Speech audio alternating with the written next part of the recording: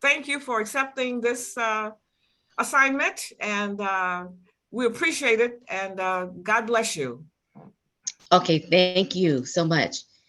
Okay, first I'd like to say good evening to my Eat to Heal family, especially Moselle and Katrina, for all your hard work and effort to make sure we have awesome information each week. So thank you for that. So tonight I'm going to be talking about blood pressure. And for all those who don't know me, my name is Dr. Sheila Forte-Isaacs, and this is my third time doing the program. I'm a coach, and I just I'm thrilled to be a part of this program that Moselle and Katrina have put together. And we So, thank many thanks to your hubby for being so technically helpful. oh yeah, matter of fact, he just helped me a few minutes ago.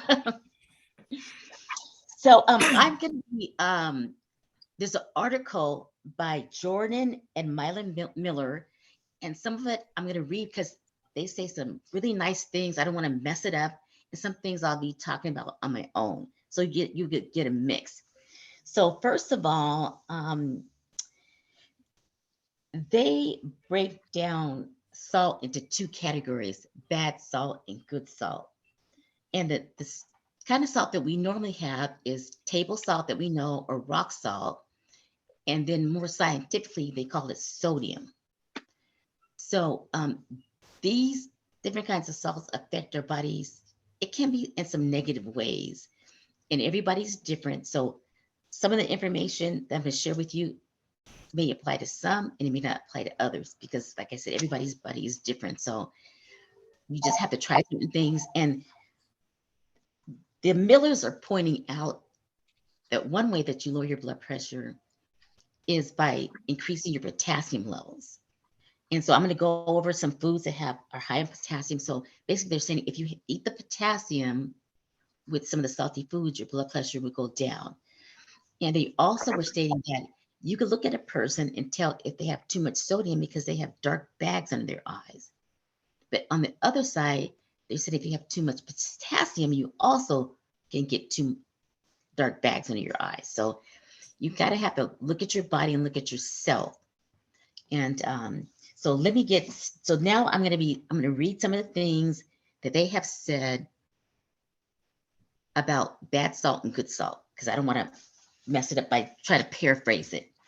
So this is Jordan and Kayla Miller. So let's see. What they have said is that there are levels of salt that we should have. On the low level is 1,500 milligrams a day. At high level, more so, is 23 milligrams a day. And they said some people are eating double and triple the amount of the 2,300, which is giving them about 4,300 to 6,600 milligrams a day of sodium, which is way too much sodium per day. They're not watching what they eat. They don't read their labels. They don't do any of those kinds. They just eat whatever they want. And so if you're really trying to decrease your blood pressure and not have to take medications, you want to do the things that will lower your blood pressure.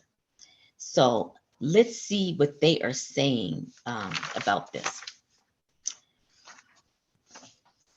One of the things they're saying is, I'm going to be reading this from here.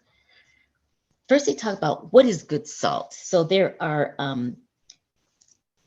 three kinds of good salt they recommend: Hawaiian salt, Celtic sea salt, and a deep Hawaiian sea salt. And they say all contain healthier options if you want to season your food, because they contain nearly all minerals your body is composed of. For this reason, these forms of salt have not been processed in any way, leaving them close to their original taste. So they say that if you have table salt or rock salt, it has been processed. And when it's processed, it takes out all the things that the body needs to function. So those salts, those three salts, I'll say them again, they are good salts. and they have what our body needs to function properly. And again, that's Hawaiian salt, Celtic sea salt, and deep Hawaiian sea salt. So those things are really, really good to have. And also, I'm going to read what they say here. It says on the top, overconsumption of salt, people who suffer from hypertension, which is high blood pressure, tend to have an improper balance of salt and potassium. By this reason, those who are trying to bring down their blood pressure, consuming less salt is a first step. It's certainly beneficial. However, if you want to maximize the healing process, it is wise to infuse your diet with more potassium. That's what we just talked about. More potassium. And these are the foods that have more potassium: prunes, apricots, bananas, and avocados. So if you consume more of this kind of foods, you probably can put them in your smoothies. You can probably eat them or put them in your salads. And that, if you have too much salt in your diet or any salt at all, it will help bring it down. And as you lower your salt level, in turn, you will lower your blood pressure. So we all want to have blood pressure that's in normal range. We don't want it too high because that's every understand that's a silent killer. Your blood pressure is a silent killer, and it causes other things. So also the Millers are stating that to maximize the healing process, it is wise to infuse your diet with more potassium foods such as, again, apricots, bananas, and avocados. And like it is recognized certain circles that if one has too much salt in their diet, they will have, that's why I said earlier, they have bags on their eyes. And on the other flip side of that, if they have too much potassium, they'll also have bags under their eyes. So I've seen lots of people with bags under their eyes, so dark circles and bags. So if you would notice yourself or any of your family members that look like that, you might want to have them check their sodium levels to make sure they're not eating too much sodium and or too much potassium to say. Now, what they say bad salt is, I'll read this. Bad salt, as previously noted, can wreak havoc on one's body. Salt in any isolated form, such as conventional salt, table salt, or rock salt, which has been heavily processed, has been stripped of its vital nutrients.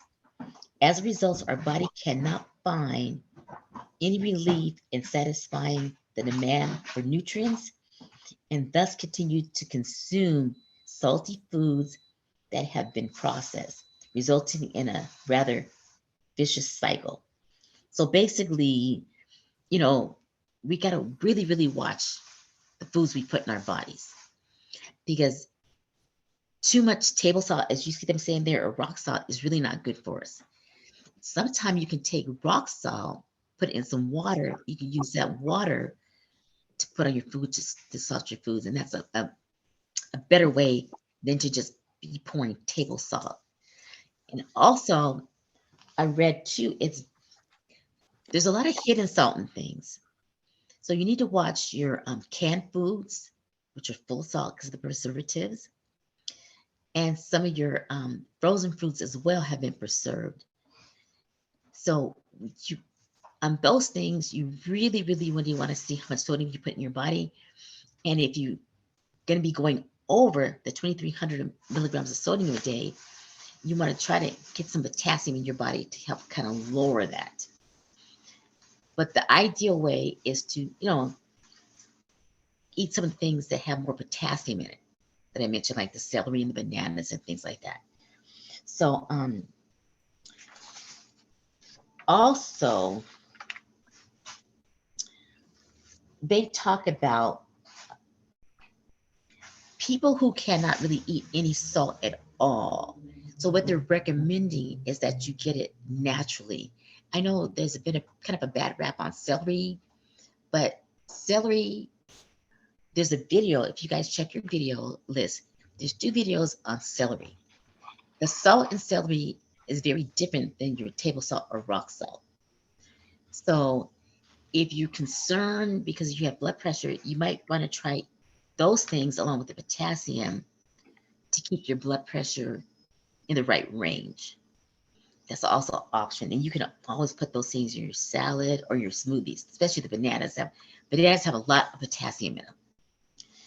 So the Millers have really, this is a great article, and I can tell you, or Moselle can tell you what it is. There's a lot of good information. I didn't want to read everything on here, but I just brought out the most important things that I thought you guys could use immediately. And basically that's just, watch how much sodium you're having. Try Himalayas, try some different kinds of salt besides table salt and rock salt. Would be good. And then add more potassium foods in your diet. So those are my recommendations on how to keep your blood pressure lowered or in proper range.